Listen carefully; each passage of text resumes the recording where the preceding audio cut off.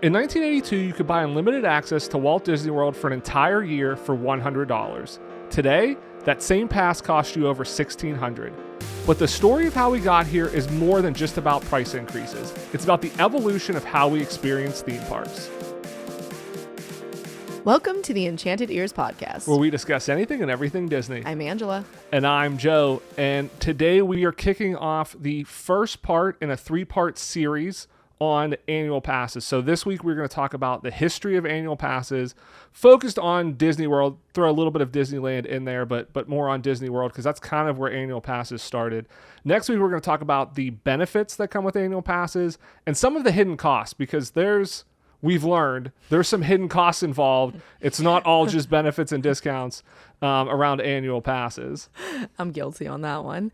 Yeah, and then we're going to finish up the series by talking about our experience with the annual pass and whether or not we decided to renew and why. Yeah, we basically, got annual passes last year, and then we decided to say it was a 1-year experiment of annual passes to make it sound more fiscally responsible for buying annual passes and going to Disney World. We've done that a lot. Oh no, the VIP tour, we're doing that for research. Yeah, it's for the podcast. We're like, we're gonna get annual passes and we're gonna go to Disney World 5 times in a year, just to let the listeners know, is it worth it? Should you get an annual pass or shouldn't you? When we live nowhere near Disney World. Exactly. Yeah, we're out of state as well. So it's all for the listeners. We do it all for you guys. All research. We get no benefit out of this at all. So yeah, so today we're going to start with the history of annual passes at Walt Disney World. And this was really interesting for a couple of reasons, for me at least. I am more nerdier about kind of like the numbers and the mechanics of stuff. So I find it interesting. I don't know, you may not find it as interesting, some of the history here. This kind of stuff isn't really my forte, but it is interesting to see the evolution. It is, and that's one of the reasons. So the evolution of annual passes and kind of why they started and how we got to them today, I think is very interesting, because I guess in my mind, I'd always thought like kind of the annual passes that we have now have just been around forever. But like it feels like Disney morphs them every decade. Like they're constantly changing. It doesn't seem like I kind of always assumed, hey, they had annual passes down for the past 40 years, but that's really not the case. And then the other thing that's interesting is just to see how dramatic the cost of annual passes has changed and how dramatic that change has been recently. So, I mean, we'll kind of get into it. I mean, it's obviously grown since they started, but for the first 20 years, that increase wasn't that much compared to, the last 20 years since annual passes started. Yeah, some of the numbers are astronomical, and I know that there's some adjustment for inflation and everything, but still, I mean, once we start quoting the numbers, you're going to be like, what? Like that's quite the difference from the way that it was. Yeah, it gets to back, or the way that it is now. Well, yeah, and it gets back to a lot of the critique that Disney is very expensive, and that it's getting out of price range for the normal family, right? And it's rapidly increasing, and I can kind of see that, because again, when we get into this, the 20-year increase from when annual passes started, to 20 years was not as significant as the 20 years or even the past probably 10 years, that we've seen kind of an annual pass growth. So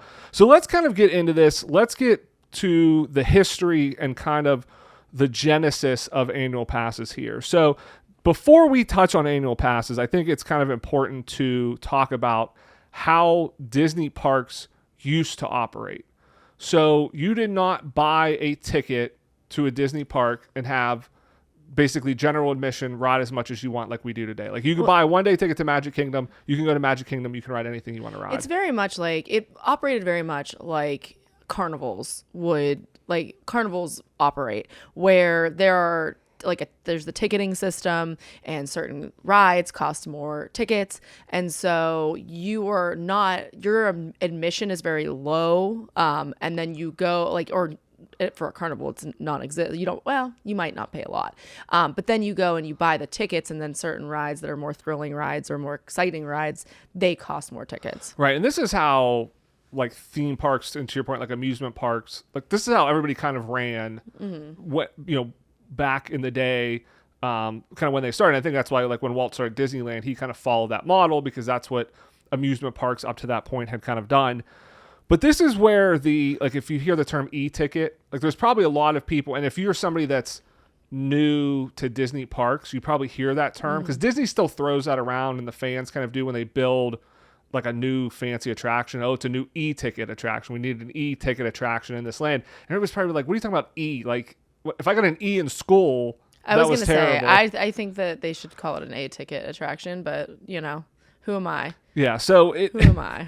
So why that is it was kind of reversed. So there was a ticket book system, and it was was kind of the least expensive attraction, and then it worked its way up to E.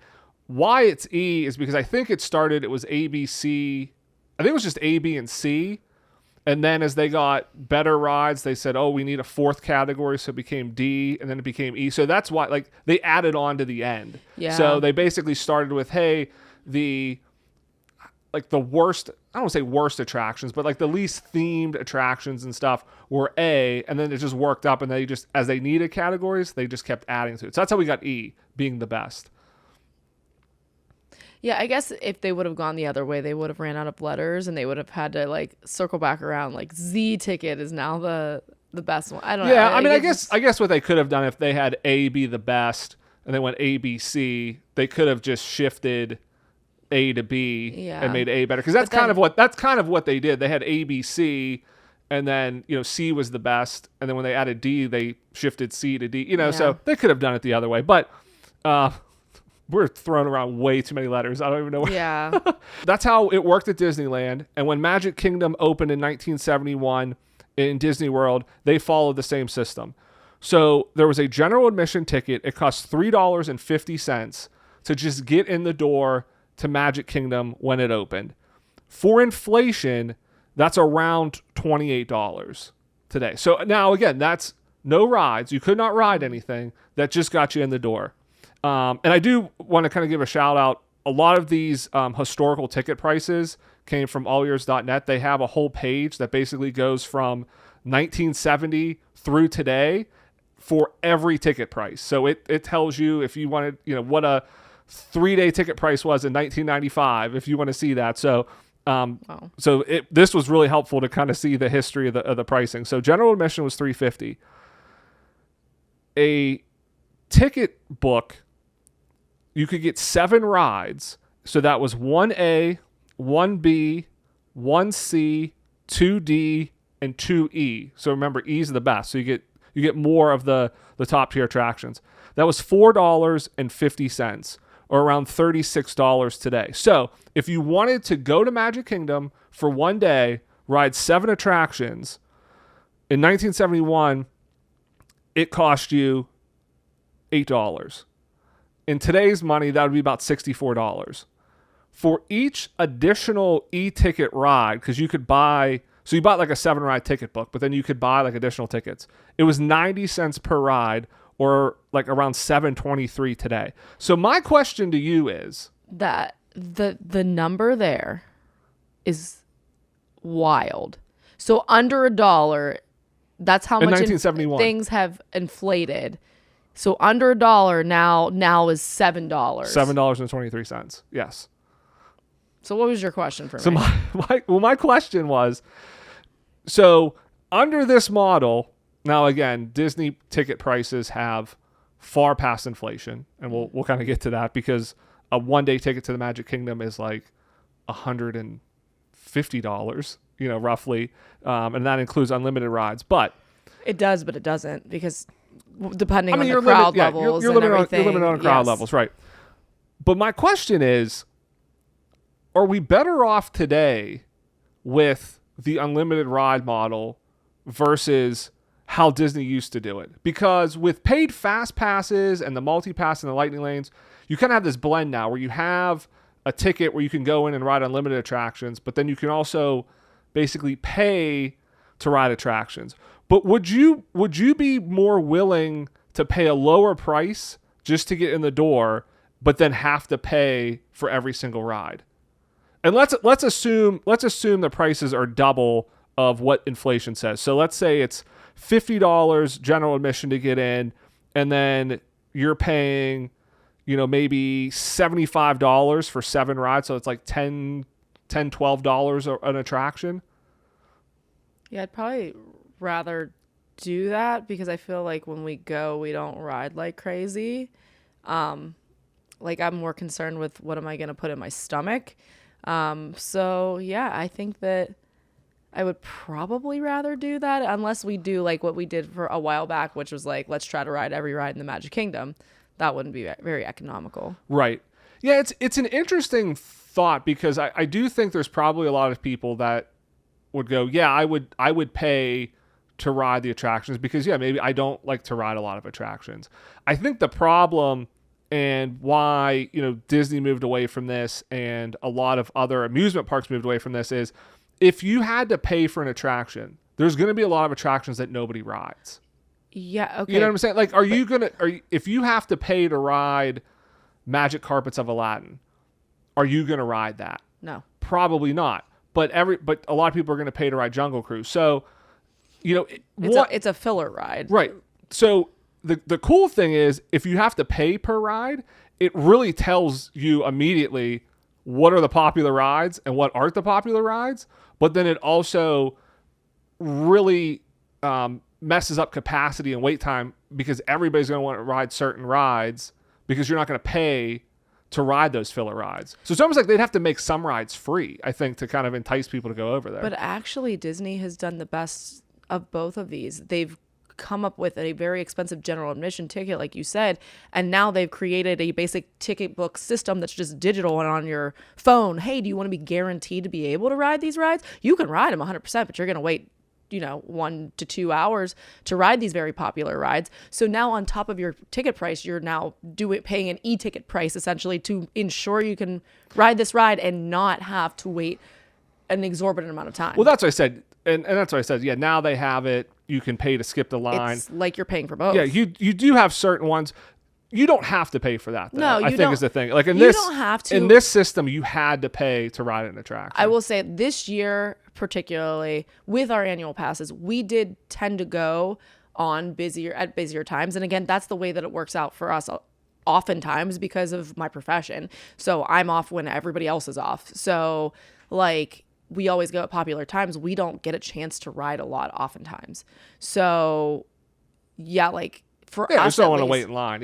Yeah. So for us, at least, like, yeah, you're going, and then if you want to ride Tron, you're probably paying the fast pass ticket price. But that's one of the reasons why lightning lanes and fast passes came into existence, anyways. Because again, with the ticket books, they could change the price. So an A tier attraction, they could make it so cheap or include it in a ticket book that you would ride it to again spread the crowds. Yeah. When you got rid of that. Again, it becomes, okay, how do we entice people to ride these lower tier attractions? Well, we're going to give you lightning lanes for it. We're going to make lightning lanes available. There's a ton of attractions. Like Figment at Epcot is on the lightning lane program. There's no reason you need a lightning lane for it. It's there to have capacity for the lightning lane system because otherwise all the lightning lanes for Test Track would be gone in 3 seconds and there'd be 1,000 people there. So it's a way for crowd management. But it's an interesting thing to go back and look at and go, yeah, how Disney used to run versus how Disney ran today.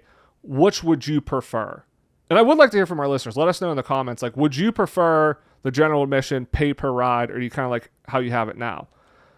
It's interesting, all of that being said, because of this, and Disney changed from this ticketing system, is actually the reason why we have annual passes in the first place.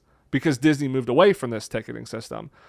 Because, like you said, you might be willing to pay general admission because you're just going to go in for food. You don't need to ride a lot. And there were a lot of Florida locals that did the same thing. They would just go for the atmosphere, for the food.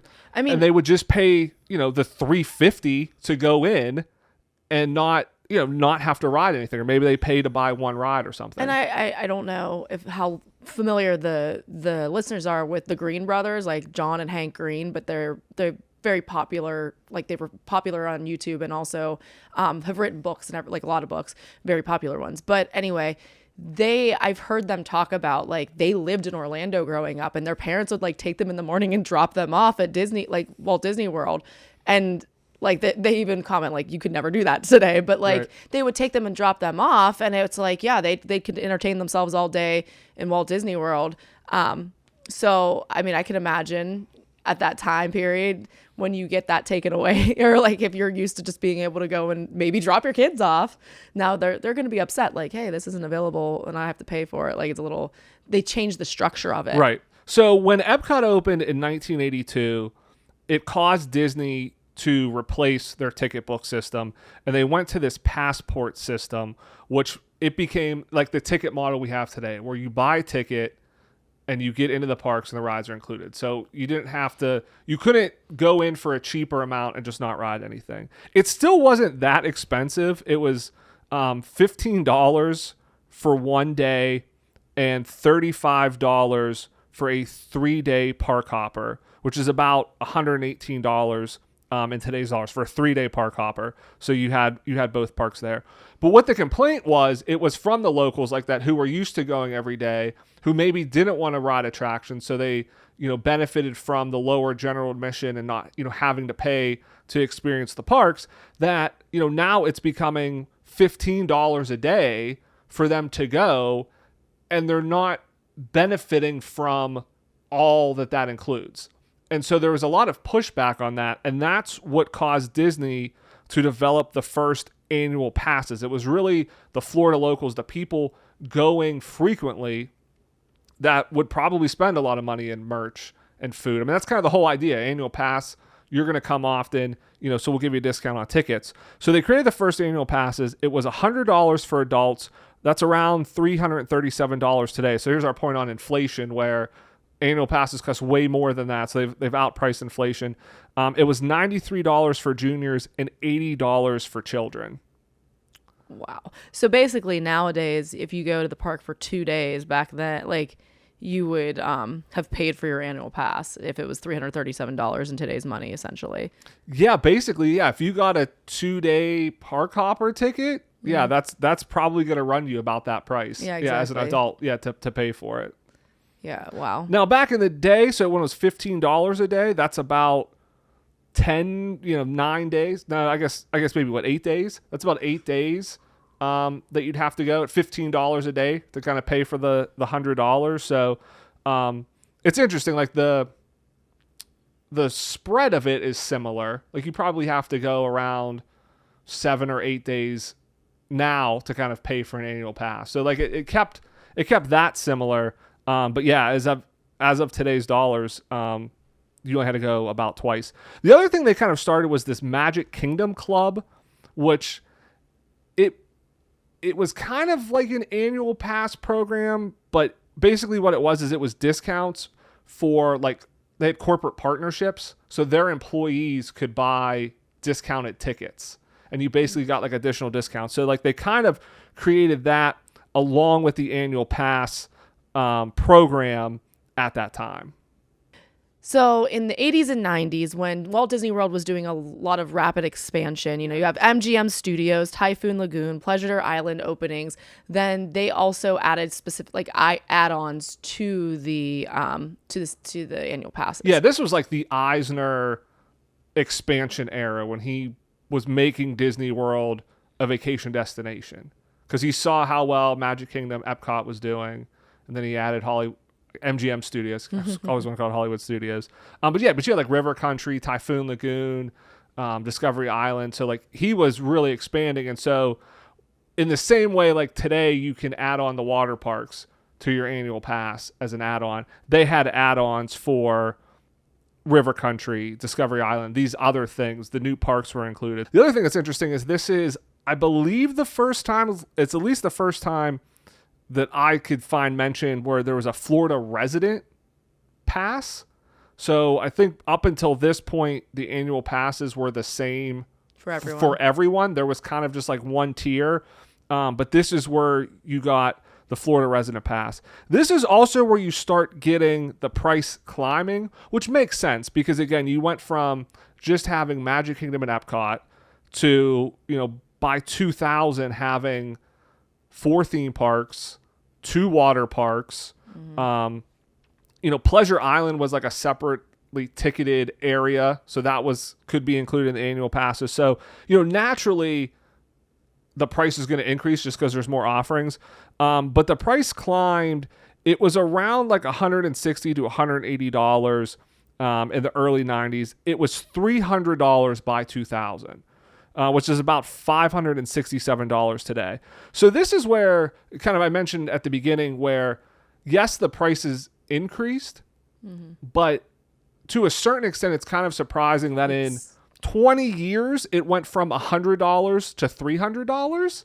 I mean, it went up $200 in 20 years. And now today it's significantly more than that. And you went from having 1 to 4 parks right. too. So the value is a lot more. It is a lot greater. So it does seem logical that it would go up that amount. Right. Exactly. I mean, to go up 200%, which 200% sounds like a lot, but I mean, again. But then also you got to figure they had 1 park and then they went to 4 parks. So the parks expanded by They went from 2. Yeah. They doubled. They went from 2 parks to 4. Okay. $300 in 2000 is about $567 today. Yeah. So for inflation, it only went up about $230. Actually went up a little bit more than the $200. But I think if you told somebody today $600 for an annual pass to Disney World, I mean, people are buying it. Well, I think we would probably end up buying it every single year if it cost that much. I mean, I think they would they'd run out. I think they would run out if it was that cheap. The other fascinating thing that I kind of found out about was in 2010, they actually introduced an annual pass. It was called the Premier Passport. It was $700 whenever it launched, and it was access to both coasts. So it was an annual pass to Walt Disney World and Disneyland. I had no idea that existed. For $700 is a crazy cheap amount. And that actually stayed around. Like, you're thinking like, oh, that probably didn't last long. That stayed around until the pandemic, because in 2021, Disneyland and Disney World, like, they froze annual pass sales. And then whenever they kind of came back, Disneyland like retooled theirs, became the Magic Key. Disney World retooled theirs as well. But whenever like those sales restarted and Disney went to the Magic Key program and not like the annual pass program, that Premier Passport went away. But that was wild that they sold that for the amount of time, basically a decade, that you could get an annual pass to both coasts. Yeah, and it didn't stay at $700. Like, the price rose over time, but as everything Premier, does, the Premier at $700 that's not bad. Like, that's like pretty not good. bad. I mean, that's amazing. A great price. That's amazing. I do wonder how many they sold. Like, I wonder how popular that was, because I feel like a lot of people stick to one coast. Like, I feel like if you're East Coast and you're Disney World, it's rare you go to Disneyland. And I feel like if you're Disneyland West Coast, it's rare you go to Disney World. Rare. I'm not saying it doesn't happen, but like, would you pay the increased price for an annual pass for both coasts if you're going to go to Disneyland once or Disney World once? I think it makes sense if you are a person who lives in the center of the United States. Because I'm sure that if you're kind of in the middle and you go to both places, that's where it makes the most sense. But like, for people, East Coasters, a lot of us, it takes us 5+ hours to get over to California, right. So it makes more sense to just go to Disney World. I think my point of it is I feel like, and I think you probably do have those people in the middle of America that would go to both, but I still feel like even with that, people have their favorite. They have their preference. Like, they have their preference where, like, if you're at Disney World, you're going to Disney World. If you're Disneyland, you're going to Disney. Like, I feel like there's not a lot of overlap where people are going both coasts in 1 year. That you're going to, again, that you would want to pay, if it's $700 for both coasts, the regular annual pass, I'm sure for Walt Disney World was less than that, or Disneyland was less than that, obviously, because you're only getting one coast. That, like, are you going to pay the added one? I don't know. I just wonder how popular that was. And maybe that's why it stayed around so long. They're like, oh, there's not that many people doing it. It's not hurting us that bad. Let's just kind of keep selling it. Yeah. Because it just seems wild that they would have that. I can't speak to it, but yeah. Maybe. I'm kind of surprised that Universal doesn't have this, because I feel like Universal takes shots at Disney. Like their annual pass program, I think, is still relatively inexpensive, and so I'm kind of surprised that they're not like, hey, yeah, you can go to both coasts for some ridiculously low amount of money. Speaking of that, just sidetrack. Their post after Dinosaur closed about how they still have dinosaurs on social media was absolutely chef's kiss. Oh, they do that anytime so Disney does good. anything, they're always trolling them. So good. Yeah, come over to Universal. We still have dinosaurs here. Yeah. Yeah, so that's I feel like they're always doing that. Like just their annual pass program, I feel like is less expensive, and so I'm surprised that they don't have something like that. Or like when Disney got rid of it, they weren't like, oh yeah, come to any Universal park you want to. It's like for $30 or something crazy. So, up until this point, we've been talking about annual passes. We did mention the Florida resident, but there still really wasn't like a tiered system. So, if you're familiar with the annual pass program today, there are 4 tiers. You're aware of that. So the tiered introduction didn't happen until 2015. So this is when Disney, they had 4 tiers as well. So they had Platinum Plus, Gold, and Silver tiers. The Gold and Silver were only available to Florida residents. DVC could buy Gold as well. When you say Gold and Silver, immediately what comes to mind Pokemon? is Pokemon. Yeah. I'm like, oh, like the little cartridge game for your Game Boy. Yeah. Well, I'm surprised it wasn't Red and Blue and Gold and Silver. Yeah, so. exactly. Fun fact, I'm pretty sure the original Pokemon game in Japan was Red and Green. And it was not Red and Blue. That it was Charizard and Venusaur over in Japan. And for whatever reason, they changed it to Red and Blue in America. Fun fact, I read on social media the other day that Pokemon was really great for your like developing like negotiation skills and planning and all that stuff, because you'd go and fight a gym boss. You memorized the original 150 Pokemon. Like you knew all of that stuff in your head. And so when they were telling all of us growing up, hey, video games are bad for you, they're like killing your brain. Actually, it wasn't, because we learned like it was hard, but it wasn't too hard. Like you had that like level of frustration. The good old days. Yeah, I know. I'm like. I think that's why Zelda's so popular, because it goes back to that kind of like puzzle driven game. Like that's how Pokemon was. It was more puzzle. You have to piece stuff together. Well, games. yeah, and like you have to plan ahead and know what the gym trainers have and, I've been watching, and know what the weaknesses are. I mean, it does make a lot of sense. Somehow, Pokemon videos, and that's the reason why I know it was Red and Green. Somehow the videos have gotten in my algorithm on YouTube. Like I clicked one, I was like, oh, this is interesting. Let me see about this. And now a lot's coming up, and it's about the old games. And part of me is like, I want to get a Game Boy and play these. Like I want to go on eBay, and buy an old Game Boy and play these games, because I love the original, like the Red and Blue. Gold and Silver were good too, but like the original one, I just feel like every time I see these videos on YouTube, I'm like, I should maybe try to find a Game Boy and play these. Yeah. I was just thinking, I'm surprised that I haven't like run across my old Game Boy, but I'm pretty sure I gave my old Game Boy to my nephews. So I don't think I have it anymore. We're gonna be like those people, like like our like parents and like older generations. They were all like, man, I had the Honus Wagner rookie card and my mom threw it away in my attic. We're gonna be like that. Game Boys are like iPod, like the original iPods are like $20,000 now, and we're all like, we had them and we just threw them away, and now look what it's worth. Goodness. That's going to be us to the younger generation. They're like, what are you talking about? An iPod? It could hold 300 songs. We're like, who would want that?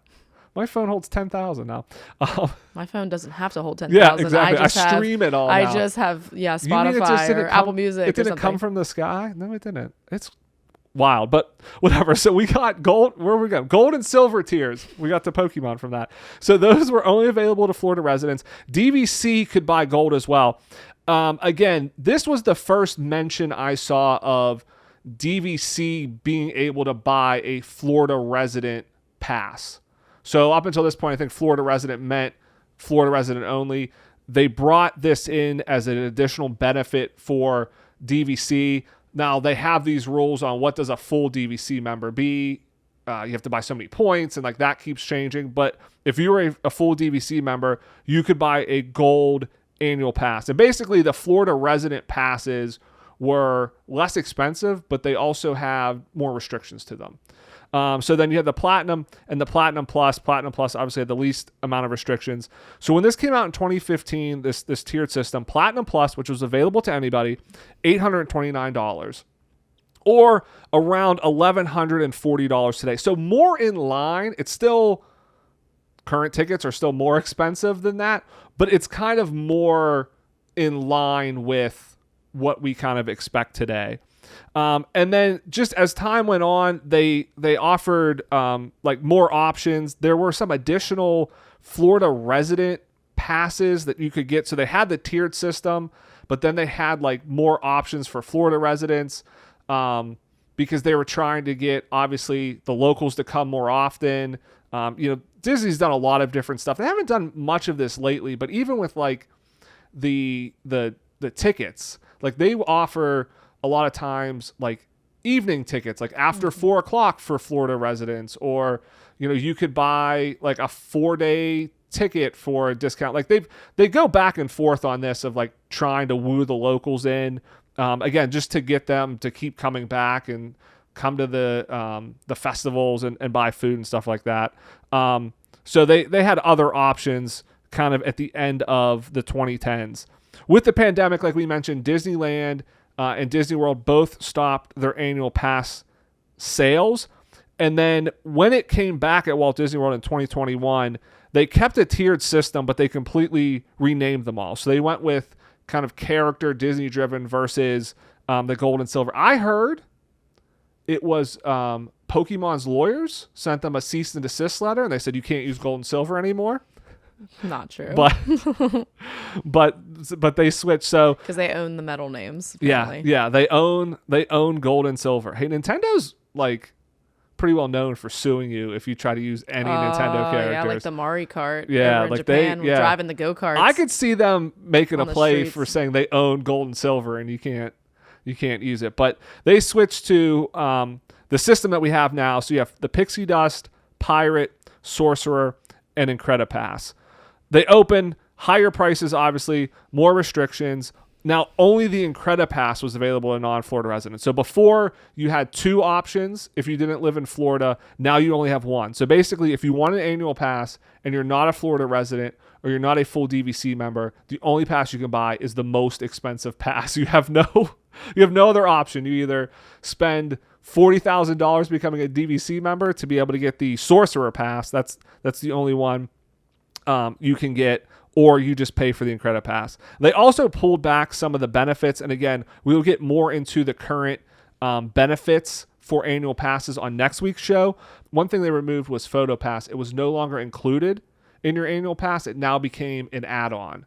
So it's like $100 if you want to have unlimited Photo Pass, whereas before, under the other system, it was included. Yeah, and it is interesting. I mean, we'll talk about this, I'm sure, later on when we talk about like what we got and the hidden costs, but we have so many Disney photos because we opted to, have that feature, and we have so many Disney photos now of us that we just don't know what to do with any of them. Yeah, it is crazy when you have the Photo Pass and you're like, oh sure, I'll take a photo because it's included. Let me stop at this Photo Pass person. We would go around, and if we saw a Photo Pass person who didn't have a line, like I feel like if they had a line, we would skip them because we don't want to wait a lot line. Of times. Because unless we were dressed like a certain way. Right. Like I feel like this year we did more like Disney bounds than we normally have in the past. Just knowing that, hey, we have like Photo Pass and but after you have 500 photos, you're like, do I need to wait in this line? Probably not. But we would go around and be like, oh, there's a Photo Pass person. Nobody's there. I wonder if they're taking photos or if like they're on a break. So we'd ask, oh, are you taking photos? They'd be like, sure. Like we would try to go, because how boring would it be if you're standing around? Because all day. I will say, I have noticed there were a lot of Photo Pass photographers in the parks. Like they seem to have really ramped up, because for a while there they were low. They were pulling back. They were taking them away from the characters. They were getting like kind of shredded. Disney it was getting kind of shredded because they were getting rid of those Photo Pass. Right, and everybody was like, are they going away? Like, you're charging me money to get these photos, and there's no place for me to get the photos. So they definitely have ramped it back up. But now I think it's to the point where they have so many of them. There's a lot of them in very like off the beaten path locations where people aren't looking for them. And so like they kind of blend in and you don't really realize there's a PhotoPass photographer there. So if we would see somebody like that, like, oh, there's just somebody standing over here that nobody notices they're here, we'd be like, hey, let's get a photo or two. But the nice thing is, like, when you get one of those, sometimes you end up with some really great photos. Like, we got a picture in front of, what was it, Space 220? What was the place? They even said, like, I don't even think we're really supposed to take pictures here. Oh, yeah, it was in front of Space 220. Yeah, well, like, we got it in front of Mission Space. They mentioned something like we can't get the Space 220 sign because that's not owned by Disney. But they were standing kind of over there, and it was in front of Mission Space. But yeah, there weren't a lot of people getting their photo taken. And I feel like that, like, because we got it done with, it was us and two of our friends. And I feel like that is probably one of the nicest photos that we have ever taken. Like, all four of us look really good in the photo, and it was just, the lighting was good. Yeah, and the background was cool. We were doing like the can. We're like, hey, let's do the can here, and trying to like hold it kick out and like not fall over and stuff in the photo. That's the thing I will say. I love about PhotoPass photographers. Again, there's a lot of them out there, so it now is very easy to find a PhotoPass photographer. But I feel like they all really love what they do. Like, I feel like, I don't know if they are art students or something, but like, I feel like if you're a PhotoPass photographer, you're somebody that likes photography or creativity. They do a great job of like going off your energy. Like, if you want to be playful, let's try a silly pose. Like, they have stuff in mind to kind of help. And I feel like they're always just great experiences, and you can really get some fun candid photos, because they'll take photos as you're kind of like getting set. If it doesn't go quite right, you know, or like working with you, if like hey, I want to try this pose, and they're like, all right, we'll work with you, and you'll take a couple rounds. You do have to imagine, I mean, like, we have a friend that's a photographer, and a lot of her time is eaten up with editing her photos. They don't have to do the editing piece. They just get to do the raw art piece. And so but it is fun, because I think that it's two-sided. Like, I can imagine doing this at some point in time where it's like, I am here and it's a privilege to be where I am, where everyone's, you know, a lot of people are happy to be here, and I'm making memories, and I'm happy, like, helping to capture memories for families. And so my work is going to continue on and like live on people's walls, on their phones, on their photo frames for a long time, as like this really awesome time that they had together.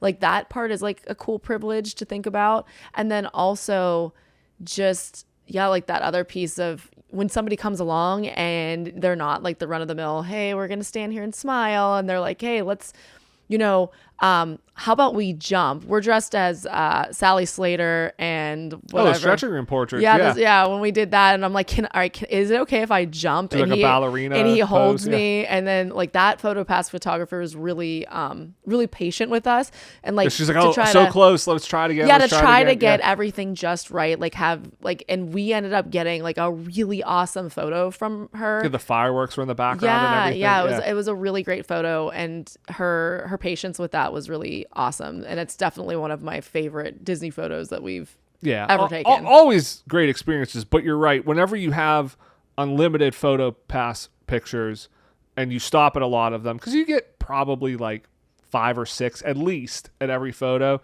you end up with a lot of photos at the end of the day, which is fun. But yeah, it's a lot to kind of go through. So as of today, an Incredi-Pass, which again, that's the only pass everybody can buy. It's the most expensive pass. No blackout dates, though. You can go anytime you want. $1,629.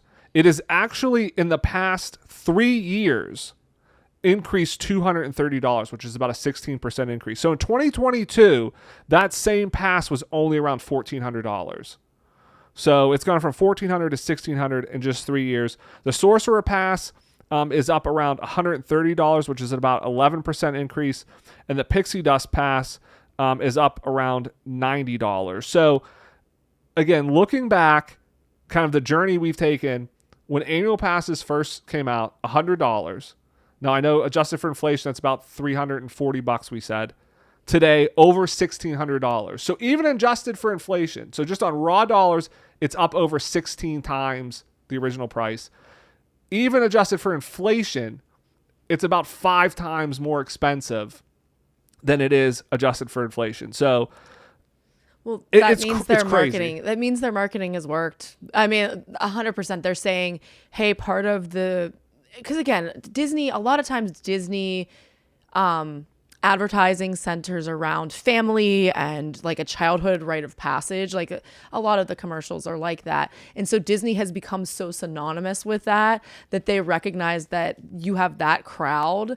And then of course there's the adults that go and that grew up with the movies that are just going anyway. So they're going to go anyway. Like they have all of those people coming and they're like, yeah, we can charge kind of what we want. We set the price because we are still the premier place that does this in the country. It's all based off the ticket prices too. If the ticket to the park was $50, nobody would pay $1,600 for an annual pass just because the math wouldn't work out. But when they can, hey, we're selling magic, we're selling an experience, so it's $150 a day to go to a park for 1 day ticket, you can charge $1,600 for an annual pass. So it's all kind of tied together. I think it's also interesting again, in the first 20 years, we went from $100 to $300. And then from 2000 to 2025, the next 25 years, we went from $300 to $1,600. So we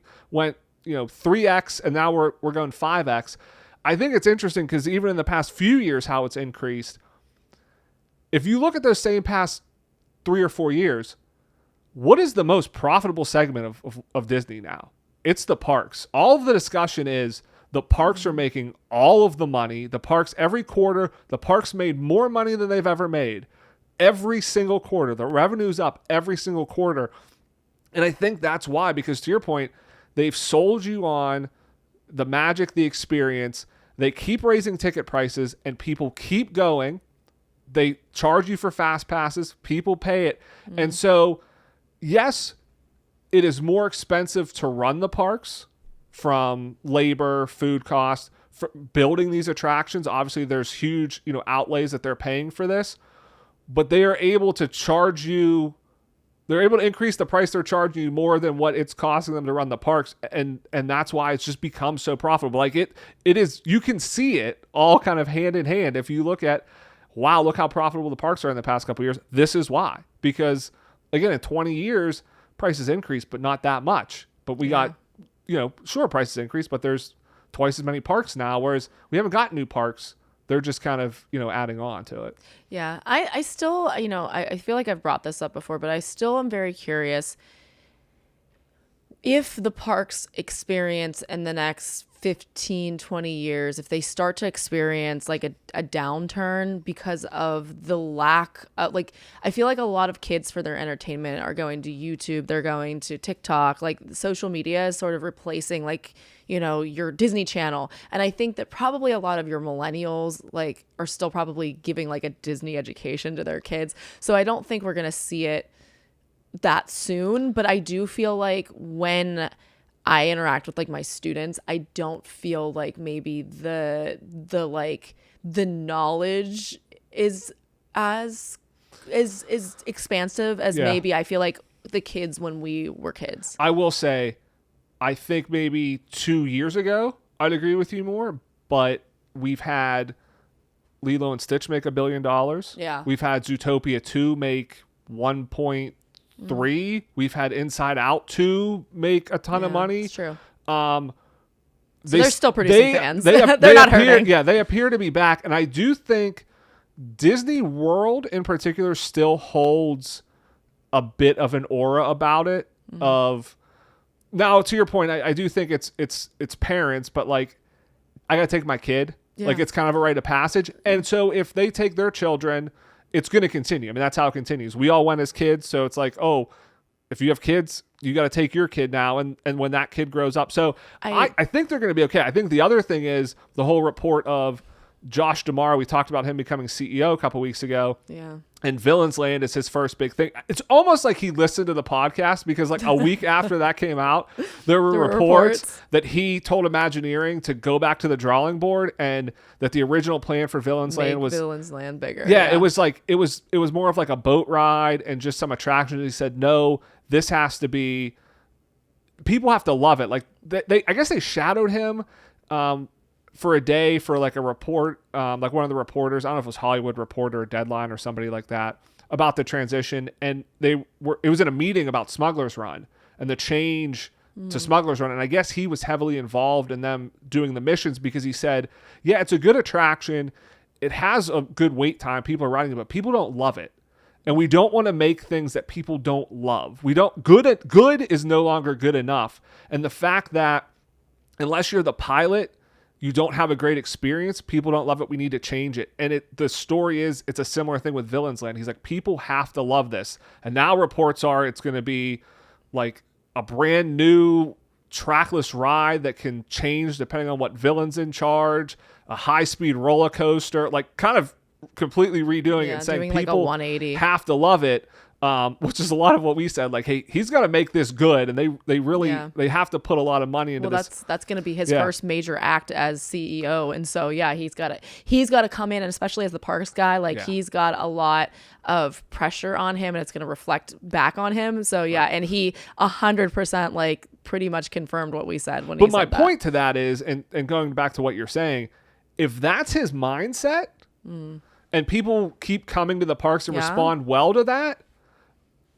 I mean, I don't think there's an end in sight. I mean, I don't see any downturn in the next couple of decades, because the issue that happened was when Disney wasn't investing in the parks, so there wasn't anything new, so attendance dropped. And then Universal started building new stuff, so people started going there. But if Disney is really committed to, we have to build stuff that people love, and it has to wow them in everything we do, people are going to continue to go there. They're not going to lose attendance. Well, what I'm interested in, and I think that this probably also happens, is the parks, because of IP in the parks, can feed into their popularity on streaming and everything else too. Yeah. Because we have friends that I don't know how much their kid has watched Disney stuff. I know they just got Disney Plus, so I know he watches Bluey and things, but our plan is to try to convince them to go to Disney with us this year. And I would be so interested to hear how much more maybe he gets into Disney if we actually do go together. And Bluey, are they building his house at Rafiki's Planet Watch? Because that's closed for 4 months for the transition of Bluey. I thought they were just going to have Bluey characters there. I wonder what they're doing. I'm interested to see what happens, because I wonder what they're bluing. Yeah, conservation station. It's closed for months. How is it closed for months for a change in a meet and greet? So does that mean that all of those animals, that window is going to be closed then? No, they said they will still have the veterinary window. Oh, good. They're still going to have all of that. So that's why I'm like, what are they doing? They did a lion annual checkup the other day. Yeah. I saw that on Instagram, and I was dying. I was like, if I would have been there, I would have been up against the glass, face smashed on it, tongue on the glass. They would have been like, ma'am, you need to go. I would have been worried. What happens if this lion wakes up? That's what I mean, I know they don't, but I would have been like, that's kind of scary. Listen, again, I always say this, and this is so dark, but if something like that happened, then that is one awesome obituary. At Disney World, lion attack. Okay, all right. She lived an interesting life. Yes, for sure. But no, they said that's all staying. I think they're taking apart. They're going to take over the middle section, where they had the drawing experience. But are they? I don't know. Are they building sets there for meet and greets? Maybe they're doing something there. So, but interesting to see what happens. But I think the parks are on the right direction. I think the downside is I think we're going to look back in 5 years and go, wow, I really wish we only had to pay $1,600. Can't we go back to that time at $1,600 annual passes? Because I think on the rate we're on, it's going to be when's it going to crack $2,000? That's going to be a mental barrier, I feel like, for a lot of people that Disney's going to probably push up against. But I could see in 5 years we're over $2,000, and people are going to be like, oh, remember the good old days when it was only $1,600? Yeah. Remember 20 years ago when it was $300? That's absurd. Yeah. So that kind of covers it for the history of annual passes. Next week, we're going to get into the real question. Annual passes have increased 16 times since they started. So who in their right mind would pay that kind of money for an annual pass at Walt Disney World? It's me. It's us. Hi, yes. I'm the problem. It's me. Yeah. So, and getting into, are they really worth it anymore? So next week, we're going to dive into all the benefits that come with annual passes, the hidden costs of having an annual pass that you may not think about, and you kind of have to factor in because we learned that firsthand. and kind of everything else that goes all in with that. And then again, 2 weeks after that, we will wrap up with our experience having the annual pass for the past year and whether we decided to renew or not. But that wraps up the show for this week. I want to thank everybody again for listening. If you've not done so, please leave us a rating or a review. Subscribe wherever you get your podcasts. It really helps, and we really appreciate it. Thanks for letting us your ears. Have a great week, everybody. We'll see you here next Monday. Bye-bye.